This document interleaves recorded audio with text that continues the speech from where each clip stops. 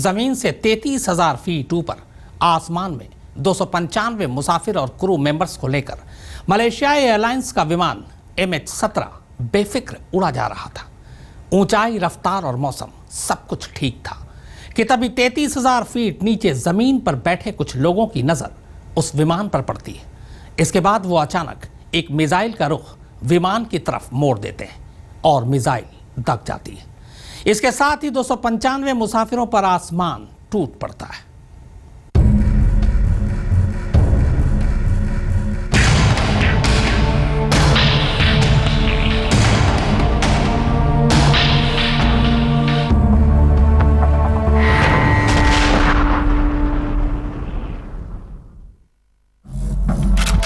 जुलाई दोपहर 12:10 एम्स्टर्डम का Schiphol airport, Netherlands. दुनिया के सबसे बिजी एयरपोर्ट में से एक नीदरलैंड का शिफॉल एयरपोर्ट।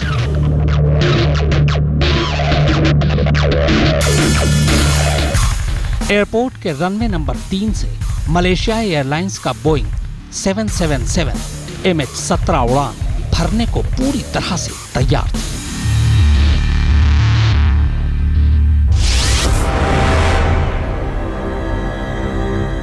इस विमान को एम्स्टर्डम से कुआलालंपुर तक जाना था।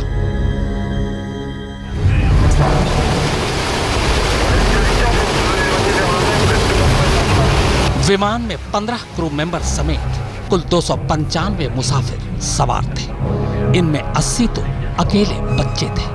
सभी की मंजिल मलेशिया की राजधानी कुआलालंपुर थी। लगभग 18 घंटे की उड़ान के बाद विमान को अगले दिन सुबह 6 बजे कुआलालंपुर पहुंचना था। एयर ट्रैफिक कंट्रोल यानी ATC से सिग्नल मिलते ही विमान तय वक्त पर रनवे छोड़ देता है। इसके बाद अगले कुछ ही मिनट में विमान करीब 35,000 फीट की निर्धारित ऊंचाई पर पहुंच जाता है। मौसम साफ था और विमान अब तेजी से अपनी मंजिल की तरफ उड़ रहा था। अगले कुछ घंटों में विमान करीब 35,000 फीट की ऊंचाई और 800 किलोमीटर प्रति घंटे की रफ्तार से जर्मनी और पोलैंड की आसमानी सरहदों को पार कर चुका था। इसके बाद सफर के 5वें घंटे में यह विमान यूक्रेन के ऊपर से उड़ान भर रहा होता है।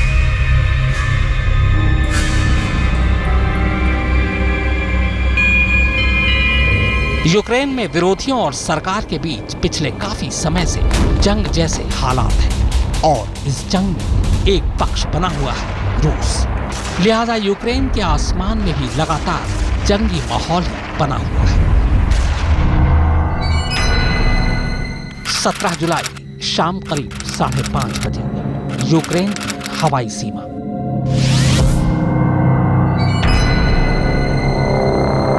यूक्रेन की हवाई सीमा में दाखिल होने तक अब भी सब कुछ ठीक था। विमान तय वक्त और सही रफ्तार पर तेजी से अपनी मंजिल की तरफ बढ़ रहा था।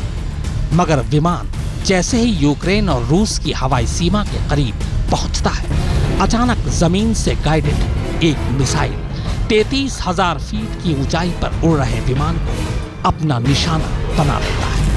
मिसाइल जैसे ही विमान से टकराता है, पूरा विमान आग के गोले में तब्दील हो जाता है।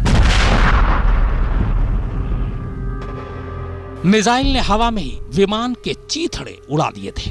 इसके बाद लगभग 15 किलोमीटर के दायरे में विमान, उसका मलबा और विमान में सवार 295 मुसाफिरों की लाशें 33,000 फीट की ऊंचाई से गिरते हुए नीचे जमीन पर बिखर जाती हैं। उधर जैसे ही मिसाइल विमान से टकराता है, एक झटके में एयर ट्रैफिक कंट्रोल से विमान का संपर्क टूट जाता है। हमले से ऐन पहले तक विमान यूक्रेन ATC के संपर्क में था। अचानक ATC से संपर्क टूटते ही हर तरफ हड़कंप मच जाता है। 4 महीने पुरानी वो डरावनी यादें अचानक फिर से ताजा हो जाती हैं। 4 महीने पहले इसी मलेशियाई एयरलाइंस का ऐसा ही एक विमान ATC से संपर्क टूट जाने के बाद लापता हो गया था। आज 4 महीने बाद भी उस विमान का मलबा नहीं मिला है। उस विमान में भी 200 से ज्यादा मुसाफिर सवार थे।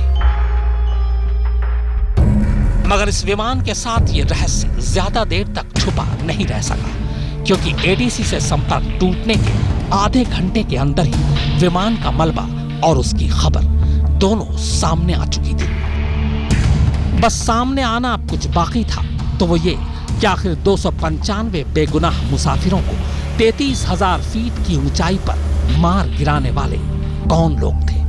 क्यों उन्होंने एक मुसाफिर विमान को मिसाइल से निशाना बनाया? तो ये सच जब सामने आया तो वो और भी चौंकाने वाला था। Только что сбили самолет. आज तक ब्यूरो।